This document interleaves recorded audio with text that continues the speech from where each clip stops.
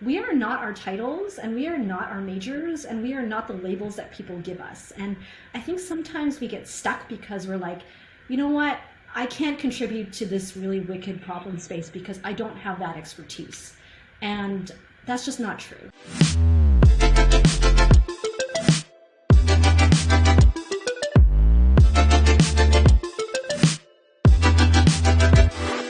While 40% of food in America goes to waste, 35 million Americans are food insecure, meaning they are without food or sure where future meals will come from.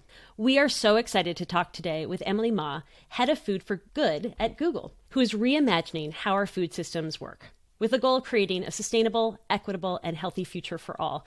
Emily, thank you so much for being here. It's an absolute pleasure, Liz. So you have a job that did not exist 25 years ago. So the question I must ask is, how did you get started in technology? And you can start as young as you would like, but I'd love to know the defining moments that brought you to this amazing position you have now. I'm going to start by sharing a little bit of what my father said at my wedding. So I just finally had a wedding. It was postponed twice because of the pandemic, and I finally had it 2 weeks ago. And it was congratulations! Thank you. I know. Well, we've been married Zoom wedding, but actually having an in-person wedding, that didn't happen for a while. So pandemic. Oh my gosh, Emily! But here's what my father said. What'd your father say? It was so funny. He's like, yeah, we had a lot of signs that she would want to be an engineer at some point, because we heard this huge crash and we're like, what happened? And somehow the baby version of me had figured out how to use leverage to tear down the drapes in the living room.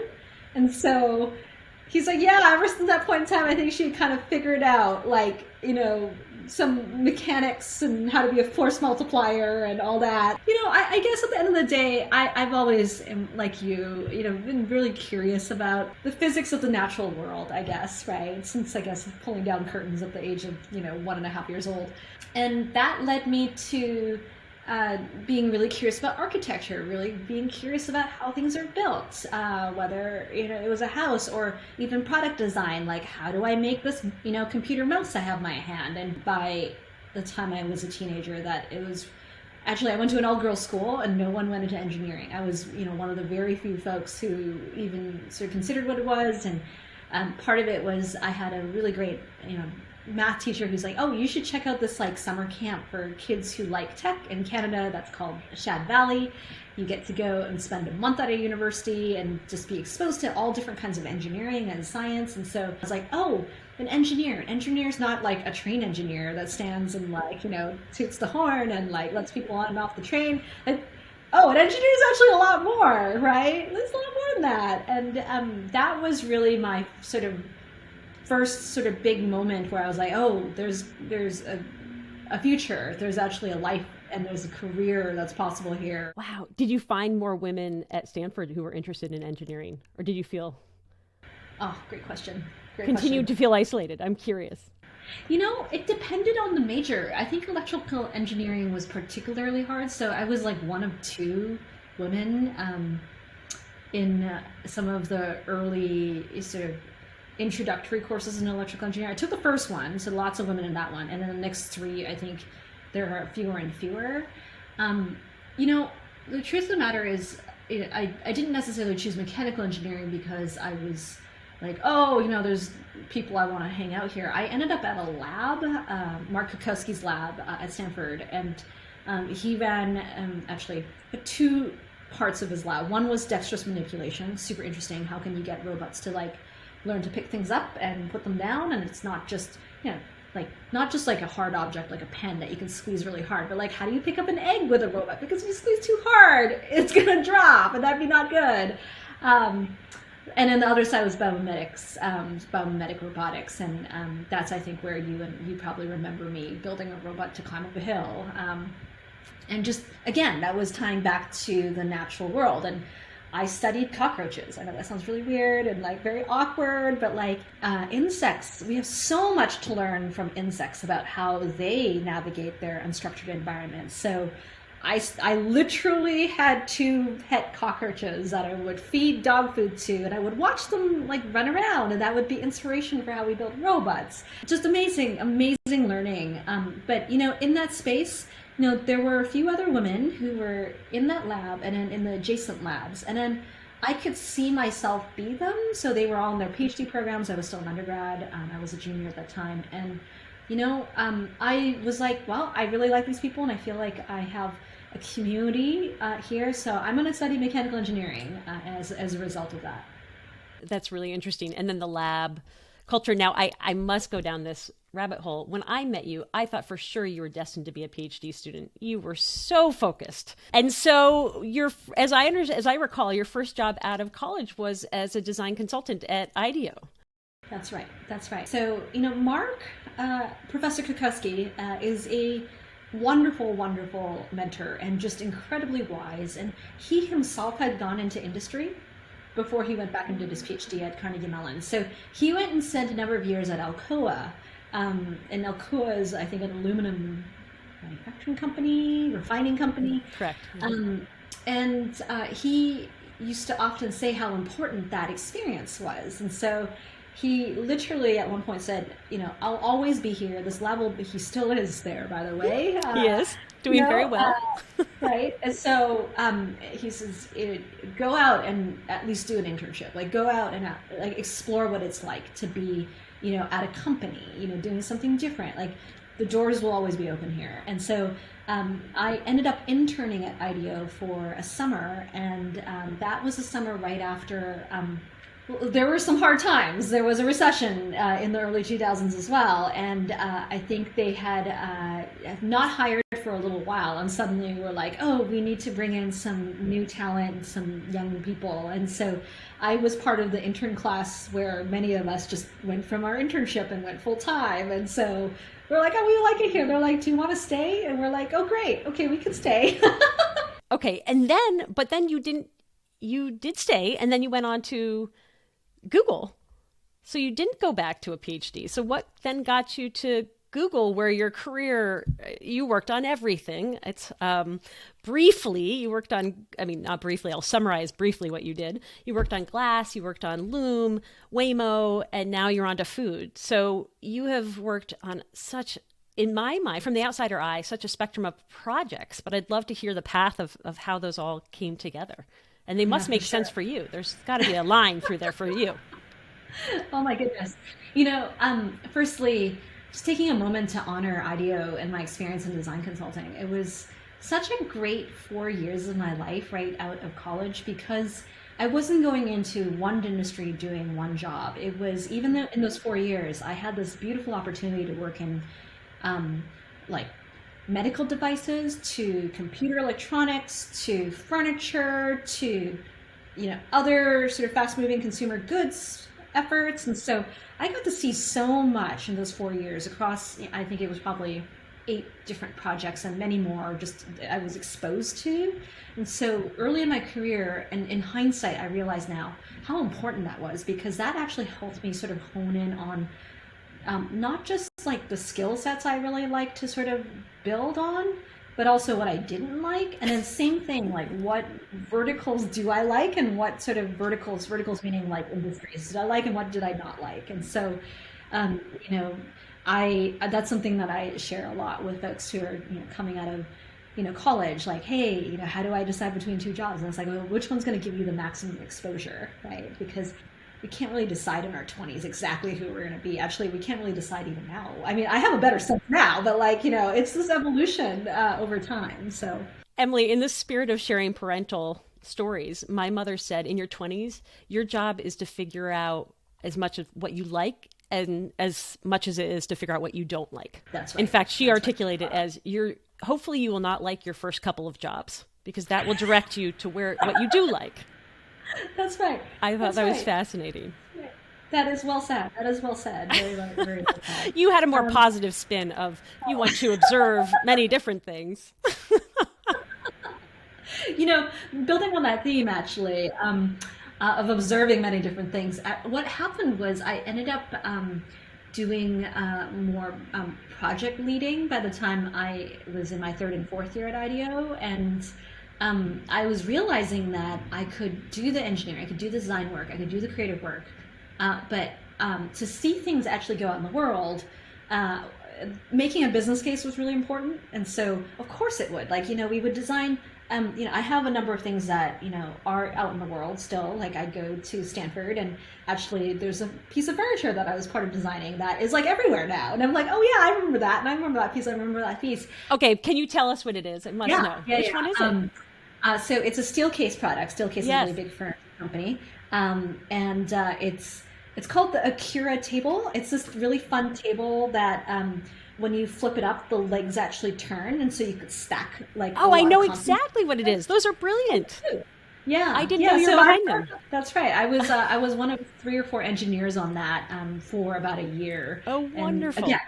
So yes, obviously, it would take a year and a few engineers to kind of design, like do the research and design it well. But then, like, Steelcase had to put a lot of money in to like actually buy the raw materials, set up the manufacturing line, do the marketing work, figure out how their salespeople would go and sell it. And without a really clear business case, like, we would work really hard on things, but they would never like actually end up being realized in the world. And so as a result of that personal realization, I ended up deciding to go back to business school, because I'm like, I don't know if I ever want to be a business person, but I really want to observe and learn how business people operate, and like how do investors think about the world, and how do they come up with their own sort of perspectives and proposals. And I went to business school mainly to how do I say it? I went in there with sort of an anthropologist. I was like, oh, this is really curious. I don't know anything about these people. Like, want to make friends, want to kind of observe, like want to kind of see how they, socialize, right? And so it's fascinating. I knew I was never going to be an investment banker. Let me fast forward a little bit. I ended up continuing to sort of ask myself, where are the things that I want to learn, and where are the gaps? Like, and sometimes, identifying those gaps, you don't know that there's gaps until you kind of sort of walk the walk and realize, oh, this is a domain area that I'm really curious about, but I know nothing about. And coming out of business school, I've, at a place like IDEO, we would always take sort of the step 1 and 2, and then, make like 100 prototypes to sort of test things out. And I was inherently very curious about how, like, 1 million iPads get made every day type thing, right? Like, different scale, right? You're making 100 or something. You can go into the machine shop and machine, 100, prototypes, right? By hand if you needed to, right? You're going to make like 1 million of something per day, like totally different system to do that, right? And so I put myself in China for that very reason. I wanted to be in the middle of it. I spent about a year. Actually, I spent some time in China with IDEO, but I wanted to be on the opposite end. So I went and I spent a year with a company called PCH. They do a lot of work for Apple. And I saw, like, it's like every night, it's like, wow, that's a lot of, Dr. Dre Beats headphones leaving the factory floor, like containers filled, right? Like many containers filled. And, it was, for me, it was such great exposure to that part of the supply chain, that part of the product process. And ultimately, at the end of the day, I thought, China would be a great place for me, but I had I had some health issues with air quality and things like that. And so I ended up coming back here. And again, another theme that I'd love to share is, people may come and go in your life, but if we just hold them in high regard always, things always come around. So a number of folks knew I was looking for a way back into California or back to the US, and I had friends at Google. I had friends at a place called Google X.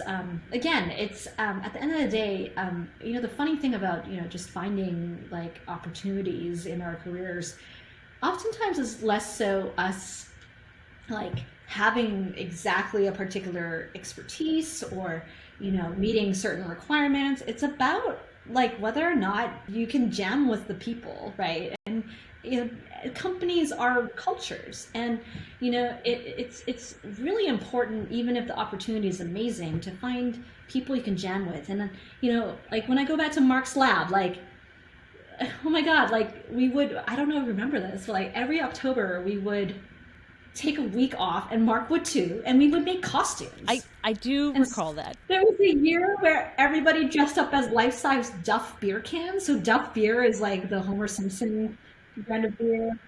There was another year where we all dressed up as Pac-Man characters. So I was as a ghost, but I was this giant purple ghost, and I would run around campus, and I was chased by someone else from the lab in a Pac-Man Oh costume. my gosh. Like that stuff matters, right? So I knew I wanted to work at a place where people would not only work hard and have a sort of curiosity, but also would just have fun.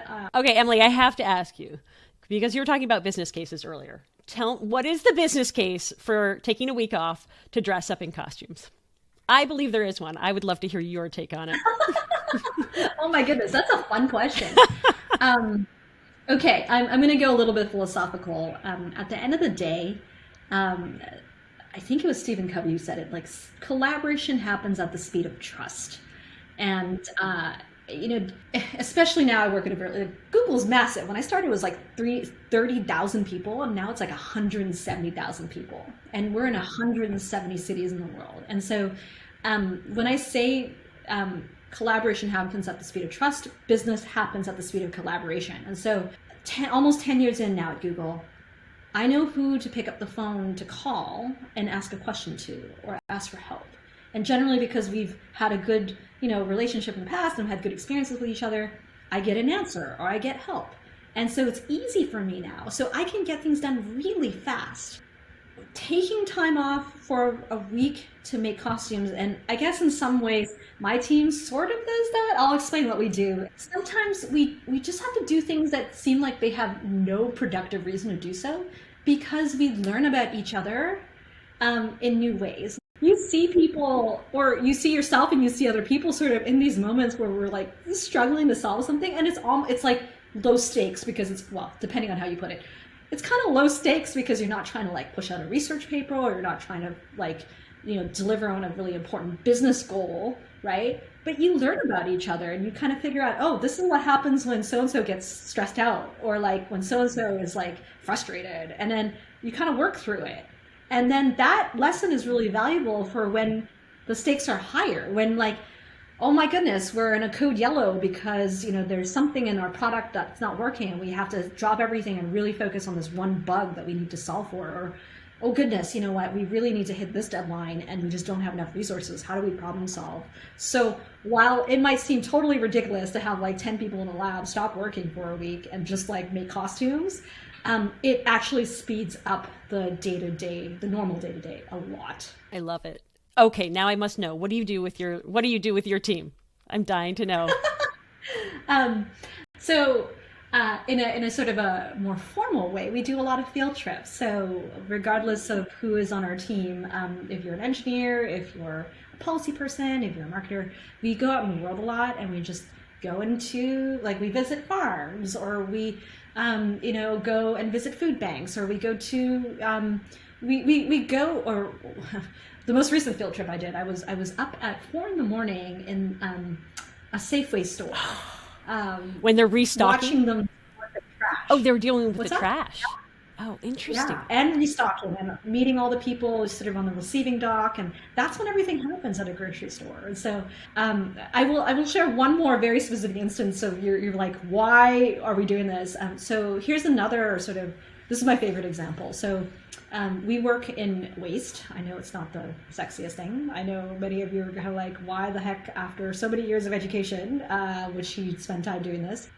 Next Monday, I'm going to spend my afternoon with a lot of colleagues sorting through trash. We're going to go literally into a dumpster, and we're going to pull everything out of it, and we're going to sort it. And yeah, it's not tech, but if that is what we're trying to learn about and make a difference with and reduce and like redirect, like, yeah. And by the way, Google's a really neat organization. We systematically go through every city we're in, every building we have, and we will manually sort through our trash and audit it and make sure that we have a good understanding of what's being wasted. And so sorting trash doesn't seem like it has a lot of value, but well, you learn a lot. What do you do with that information? That's a great question. So, I didn't even know this was a field like 20 years ago, but in the last 10 years or so, I think this concept of a circular economy, this concept of circularity has become much more front and center. And I guess 20 years ago, I was very interested in William McDonough, who wrote a book called Cradle to Cradle. He was kind of avant-garde, right? And I was like, oh, how do I get myself into this space? And now it's like really all the rage, because waste and materiality is directly tied to sort of global recognition that carbon emissions need to be reduced, if not brought to zero. And then similarly, water is a very precious resource on Earth.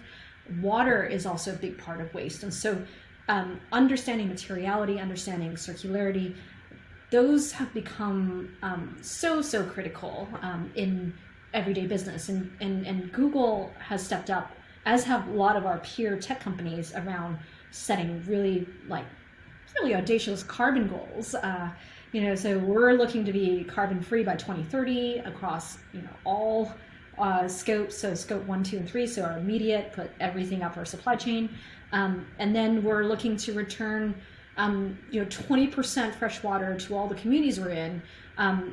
Beyond what we use. So like literally, if we use 1 gallon of water, we need to return 1.2 gallons of fresh water into the community. And so we cannot ignore waste, because waste is carbon and water, basically. And food waste in particular is all carbon and water. And so that's how I ended up doing the work I do. And I got very lucky in that the timing and the stars aligned for me to really do the work I do today. Could achieve the same goal. Awesome. I need to ask, going back a little, yes. I love this. From my perspective, you've really gone from a focus on screens and hardware, correct me if I'm wrong, to data and information. Is that a trend you're seeing in the industry, or is that your individual development and progression? Or both? Oh, that's so interesting. So interesting. That's such a great question, because I actually got interviewed by Google when I was in my sophomore year, I think. Someone called me and was like, "Hey, we got this startup," and I was like, "I'm not a software engineer. Like, I took like one software engineering class or computer science class. Like, I'm probably not right for you." And so it's funny, because like literally 20 years later, I'm like, oh, I run a software engineering team with data scientists and software engineers. Right. And we're once building robots. Yeah. Yes. Right. And pulling down curtains. It is. You must remember the curtain pulling. Yeah. That's right. It's this weird sort of like loop. I think I went from hardware because it's so fascinating. It actually goes back to a decision I made. I was like, am I going to major in electrical engineering or computer science or mechanical engineering? And I chose mechanical engineering because I could see things, right? I could see the injection mold that makes, the part, right? I can see the part, and having really good like product design discipline and having a really good sort of thorough like problem-solving process and a design process is applicable whether or not we're doing hardware or environments or software or solving systems issues. I think the process by which we go to solve any sort of problem, big or small, simple or complex, the steps are very similar, right? There might be obviously some differences in the complexity levels, but like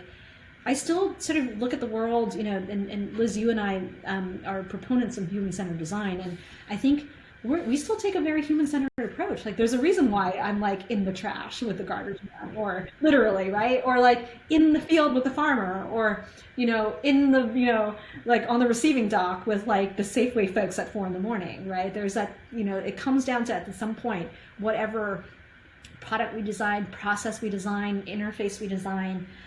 Is going to touch a human being, and that human being is going to be part of that experience and that system. So it has to start with the humans, and in some ways I think of it beyond humans. It's like, how do we think about earth-centered design? Like, how is the environment going to respond? Like, how is the community going to respond? And so it's Your comment about going from hardware to software, like we still use hardware, but I think especially I think the reason why there's a lot of data in our work and a lot of software in our work now is because I'll be super honest, like a large part of this is because Google is primarily software engineering and software engineers and just this really sort of deep understanding of data. And so, when I think about what is the unique contribution that a company like Google, and when I say Google, I mean like all of Alphabet, can make into the food system, we want to start with some of our strengths, right? Like we want to start with where,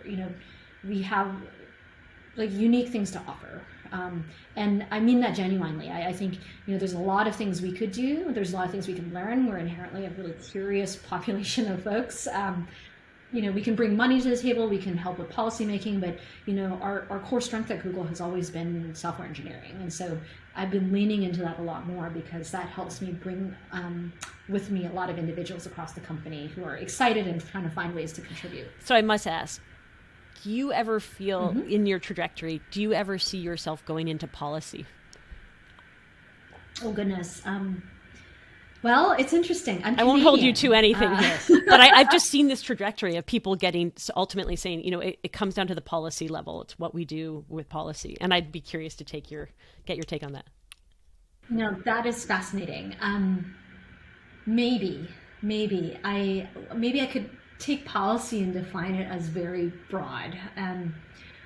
I have seen now sort of the power of having a vision and bringing others along. And it's really about a narrative, and it's really about the story. And as human beings, like I go back like 10,000 years ago when we were, different human beings as a species, like Homo habilis, Homo sapiens, like, that journey, right? I think we've always been very captivated by story, and that's how we have become a social species. Like that's how we figured out how to collaborate. And even with data and technology and all these things, the story still matters. And so when I think about policy and going into, whether it's politics or whether going into the public sector, I can potentially see myself doing that in the case that it would help to, move the needle on people's ability to participate in the food waste and food insecurity space. Even if we take 3 steps back to take 4 steps forward, I do believe that over time, as messy as democracy is, like we become a more perfect union. That really is like the magic, I think, of a democracy. And I actually tie that back to what it's like to be ourselves, right? Like I've had many sort of 3 steps back to take 4 steps forward moments in my life and my career. And I think over time I've become a more perfect version of myself. And it's a really chaotic, messy path sometimes. And, I wish I could have told myself that when I was in undergrad. I thought the journey would be a little less windy and up and down and circuitous, but there's a beauty in that sort of weird, circuitous windiness. Are you willing to share a story of taking steps back? Gosh, wow. I'm trying to think of a few things. So, so maybe I could start with lesson that I wish I could have taught myself when I was, if I could zoom back 20 years and tell a 20-year-old version of myself. It's not the size of your team, it's the impact that your team can make. And I've run really big teams before. I had a team of 120 when I started Google. Now I have a tiny team now. That's less than 5, right, for the most part. But we managed to get a lot done because we have friends everywhere. And we have an aligned set of values, and we can align incentives with other parts of Google. And it's actually a lot more fun now, right? So in some ways, I thought it was a setback when I had that big team. And it was actually really interesting because I had a really, really big team. It was global, and we were working on Google Glass together. And for many reasons, we realized that was not tenable to keep growing it that way. And it was when my manager came to me and said, "Hey, Emily, I think you can accomplish the same, and it's just you and me." And I was like, "There's no way." And it felt like such a big setback not to have that like safety net of like a big team to be like, "Hey, we need to go here," like okay, this team, you're deployed over here, and this team, you're deployed over here, and this team, and it just felt like such a setback not to have resources. But Mo Gaudat was the one who taught me that, um, again, collaboration happens, what is it, at the speed of trust. And he had been at Google for a long time. So for, at that point when I met him in 2014, like 10 years. And again, he would pick up the phone and be like, hey, Emily and I are going to show up in Dubai. Can you guys can we have dinner together? And then inevitably 3 days later we come out and then there's he's got 3 volunteers helping him out. And I'm like, how did you do that? And he's like, let's do this in 3 more cities. And then, you'll see. Right. And so, that setback, it felt like a setback, but it was like this reset of I had certain things that I had kind of made assumptions about in my mind of how to make things happen and get things done. And I was fortunate to be exposed to a new way of doing things and several more new ways of doing things that. So first of all, I want to compliment you. Throughout this interview, you've done an admirable job of calling out specific names of people who have helped you. And I just think that's, I really admire that. And I appreciate you recognizing all the people who have supported you along the way. It's lovely, a lovely attribute of a leader. Thank you for doing that. And then the second question I want to ask is about the scary feeling that you may have felt when things totally shifted, right? When you went from this is what I know and think works to a new know and how something works. And I'm just curious how you navigated that change of understanding. And any tips? Okay. I'm so glad you're talking about this. And it's funny because in some ways I went into science and tech and engineering and math because I was like, okay, answers are clear cut. There's never gray, there's an answer, right? And I was like, I love the sort of rationality behind agree. Technical field. Right. I was like, this is very attractive to me because, I think I was when I was growing up, I was very shy. You were shy? I had a hard time. I was so shy. My gosh. I was super shy. I was so shy. I'm still very introverted, but I'm less shy now. And so I was slightly scared of people. No, seriously, I was slightly scared of people, slightly scared of social situations. And I mean, I'm less so now, but navigating that in-between space is really just human life in many ways. I think we'll constantly end up in those in-between spaces. And over the years, I've become wiser about how to navigate those spaces with grace. And, I think, if just in terms of tips or ways to navigate, I've always sort of gone back and said, you know what, you've been here before and you've always come out of it, right? So no matter how terrible it feels right now or how frustrated you are, how hard this is, you'll come out of it, right? And it's okay. Actually, people, you might feel like people are going to judge you, but they're not. And, you'll recover from the other end. You'll come out the other end a better person. And, we have those moments of, oh no, this is bad, right? I'm panicking. But if we believe in the goodness of the people around us and we believe that the resources are there to support us, generally things are going to be okay. I'm cognizant of our time, but I have 2 questions I must ask you. Please. Which is, what do you still want to learn and do? If I wasn't working in food right now, it would be on fiber and it would be on our textiles industry and system. It is an incredibly complex and beautiful and also challenged system that produces the clothes that we wear. So, the average sort of household throws away something like 600 pounds of food a year, but it's also maybe 200 pounds of textiles every year, just responsible for so much just fiber products. And again, tying back to sort of why it's so challenged, 70% of our clothing is synthetic. It's based on oil, right? And the area that I'm personally curious about is how do we bring back just natural fibers. And so, I've been looking out 10 years and where I want to be, and this is not going to be necessarily like, the answer that you might expect. I'm like, I want to be, if not running, but heavily participating in an alpaca ranch.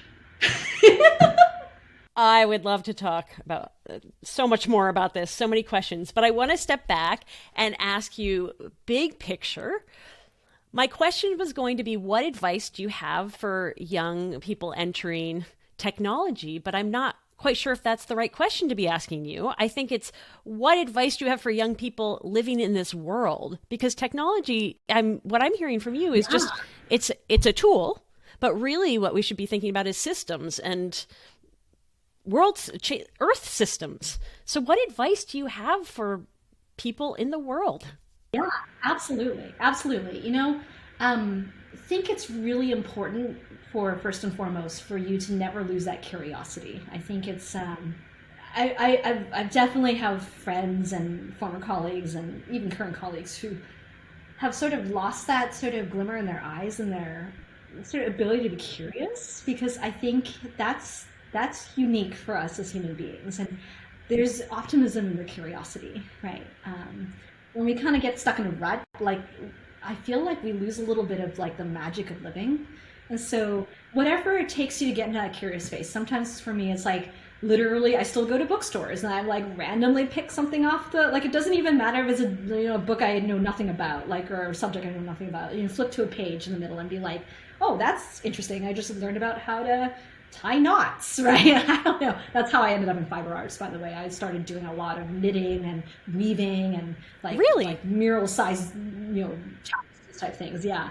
I just like, I just opened up a book and I was like, oh, that's interesting, I'm going to try to make that, right? And so just be curious, right? I think, I think finding a sort of a social group to support you in being curious is also super important. And so, however you go about doing that, online, offline, when I've surrounded myself with people, I'm very cognizant about who I spend my time with and the kind of conversations I have with others, because that fuels me. And, sometimes we get stuck like, oh, I have to spend time with these people, but like, there's people who give you energy and there's people who take away energy. And it's okay to be like, hey, I want to spend more time with people who give me energy for whatever reason, and less time with people who don't give me energy. Yeah, I would say curious. I would surround ourselves with people who are, who we don't have to be like-minded. I definitely have people where we are like polar opposites, but we respect each other enough to have the conversation. And then with respect to some of the biggest challenges we have in the next 100 years, maybe I'll leave you with one thing. We are not our titles, and we are not our majors, and we are not the labels that people give us. And I think sometimes we get stuck because we're like, you know what? I can't contribute to this really wicked problem space because I don't have that expertise. And that's just not true. I think we've become a culture where we identify so strongly with our discipline that we're not willing to give ourselves a chance to like transcend that. And I think a lot of the wicked problems we face in the world, whether it's hunger, whether it's climate issues, like require us to transcend our identities to some extent and go back into that curious space to find new ways or alternative ways of working together. Because I think actually the solutions are there. The ways of I read this incredible book, and if I'll leave you with one recommendation, the book that sits with me still is a book called The Ministry of the Future by Kim Stanley Robinson. He is for all intents and purposes, a science fiction writer, and this is a climate fiction story. And he takes the reader from today, 2020, all the way to 2070, and the ups and downs through that journey. And he's prescient. The first chapter will give you chills because everything that he described in that chapter actually happened this year, which is heartbreaking. But then it's not all gloom and doom. Like the multiple narratives in that story come back around, and like it gave me such great hope that it's possible. If Kim Stanley Robinson could imagine that future, like we can make it happen. Like we can. And that's how everything we've done as humanity started. It was in our minds, and then somehow collectively we manifested the future that we want. I heard three things. I heard curiosity, community, and maybe 4 things: creativity and capacity. Like those feel like the fundamentals of the strengths that we need to take into this next century. Emily, you have brought me personally so much joy and energy and ideas. I'm certainly going to look up alpacas after this. Thank you so much for your time and your attention and all that you do for the technology and the larger society. It feels like we're in a different space because you're at the helm. Thank you very much.